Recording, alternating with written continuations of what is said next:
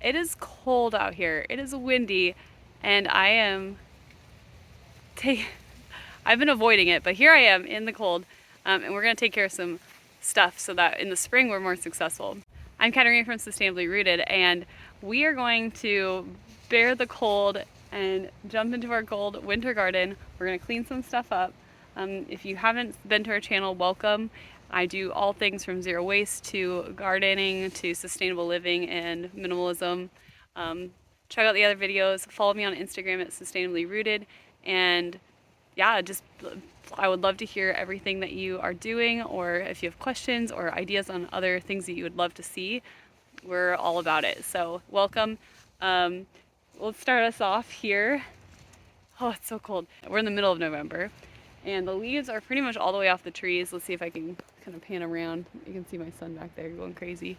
Um, so yeah, it's all the leaves are falling off. It's cold. We've been hit with some really cold temperatures this last several weeks. Exactly as I said, we had Halloween the end of October, and it just switched over, and you could just feel it, that cold just settle in, and it's been in the 20s as our lows throughout this month. The highs have been in the upper 40s, hasn't low 50s, and the ground is starting to get cold, and it's in some places it's even like frozen, which is it's pretty crazy.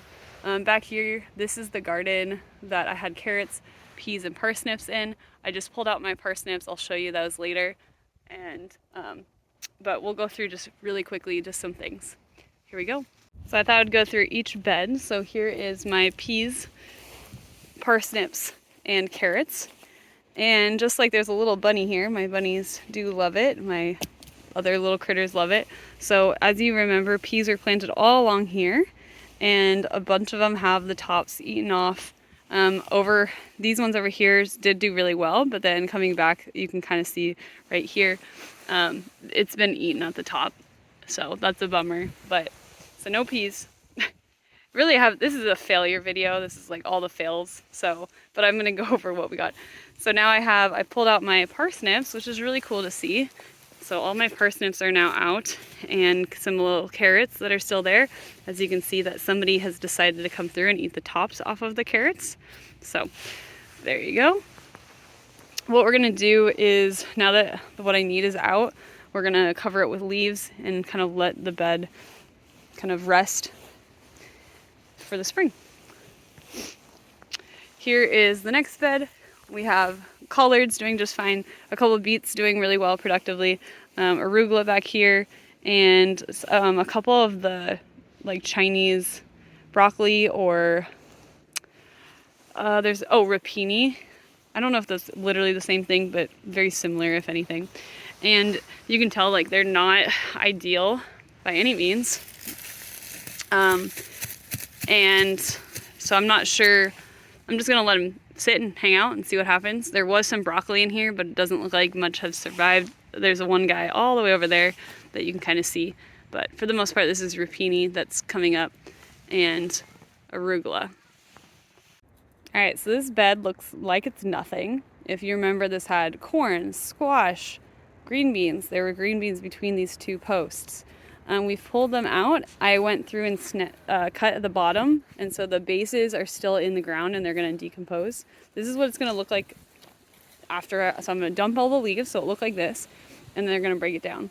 Really quickly about leaves, right now they're in its hole, but can also mulch them or like grind them up so that it's faster to decompose. That's definitely a recommendation. Here's another bed that my daughter had planted in. There is actually plenty of surviving underneath, but my husband put a bunch of leaves down. I'll probably take half of these leaves and move them and just leave a nice cover over the top of them just to kind of, I don't know, add some stuff. But this is a good bed that I could do a hoop house. That would have been a better option. I should have covered. That would have been a better option. So I know better, but I wasn't too worried about it. So like I said, fails. So this is broccoli. As you can see, there's nothing there. Okay, I didn't start them in time. They didn't get to develop before the frost came. So this is how you want what we call true leaves before the frost hits. And so we have these like baby leaves that come up first, and you don't really see very many examples. Oh, actually, this is a good example right here. So you have this one with these like baby leaves right here. Okay, and it stops. If that freeze hits, now it's done. So this guy is not going to survive. That's not going to work. These ones have gotten their true leaves. These are broccoli, but I don't think there's going to be enough sunlight. You can see it's starting to get leggy a little bit, and I don't know how well it's really going to develop. So these ones were fava beans, and again, this is what that frost damage looks like. There's several true leaves on here, but this has been in frost for long enough that I don't think they're going to survive at all, and that's okay. Oh, sorry. Okay, wait a minute. Hold on. Before I talk tomatoes, check this guy out. This is a fava bean, another fava bean. But here's the thing, guys. This is just coming up. What's up with that? Huh. How interesting. So I will keep an eye out on this one. I am very surprised this is actually popping up even though it's been super cold. How interesting. That was not here like a week ago during the cold. So these are all tomatoes which do need to get cut out and cleared out so that the ground can go to bed and rest. So there are going to be leaves on this. There's nothing growing in here. This bed is gonna rest. And here's the bed that we actually started at, but I didn't really get a chance to talk about it. Same thing, there is nothing here. It is weeds. This was cabbage. Sorry about the wind. This is broccoli, but as you can see, there is nothing to show at all. Even though I'm really surprised because there's plenty of true leaves that were here. What I'm wondering is if something has come in and eaten everything. Because if this bed over here, not really the same bed, but over here there was lettuce. There were lettuce starting to develop, and it is cold, so I don't know how much it wouldn't have lasted. But you have no sign of anything, which tells me that some critter got in here and has been eating this up. There is some sign of spinach, which is really cool to see. I don't know. See the little green leaves? That I believe is spinach. There's a couple like that. There's another one right there. So we'll see how that develops. Oh my gosh, if I can get spinach, that would be so amazing. But I have very little hope, even though they do love the cold. This is like the prime time that they want to, there's a wind. This is the prime time that they want to be growing. All right, let's brave the cold and get started getting things out, cleared out, and laying down leaves.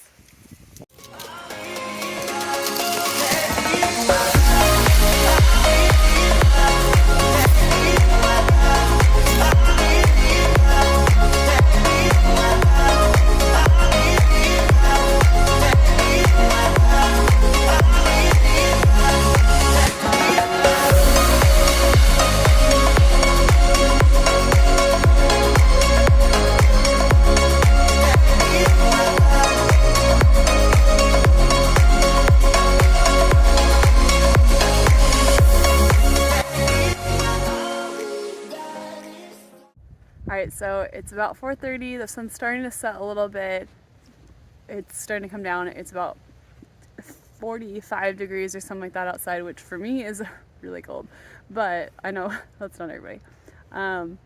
So I'm gonna wrap it up here. I'm gonna rake out the leaves. One thing I do every time is I make sure I get all the plastics. Anytime I have these come out. These little sticks that have the names on them, they get reused and repurposed. These little twist ties, they get reused and repurposed every year. You can see I've collected all my staking things. Those get reused. There's some bamboo items here. I also collected a while ago some sunflower stakes, and so I have those. I'm going to try to see how long those last, and maybe I can use them again next year, and if that happens in the spring, I'll show you what I do with them. I don't know. So yeah, just time to rake them out and I'm done.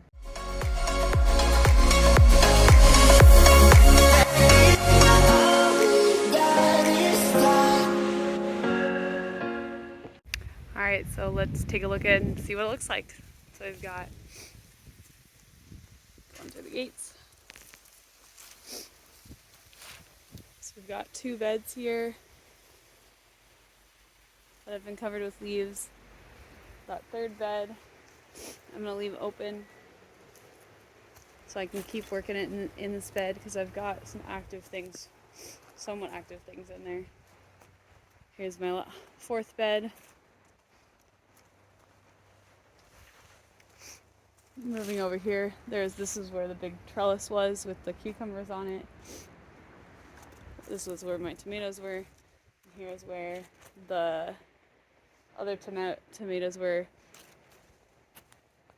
We'll see how this goes. I just covered these so to provide some like insulation for the fava beans. We'll see. I've got all my stuff together, so I've got my piled up so it can go inside. I've got all this stuff piled up so it can go be put away as well.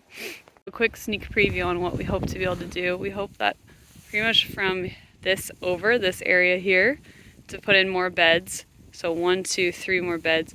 These back, this is a rose, this is a azalea. Pull those out. Oh no, sorry, pull the azalea out. I think keep the rose, train it up so it goes on the fence line. Right here I've planted the blueberries, and then I have a fig tree that I just planted here. So I removed what was here. It was hydrangea and this bush thing over here. And I get those out. My goal is to get that red cherry tree thing out and put another fruit tree in there. So then there will be a path here that's coming from that gate to our neighbors, and it will connect up, and then that will be there. And then this will be more beds. And then our goal is to also, tripping on stuff.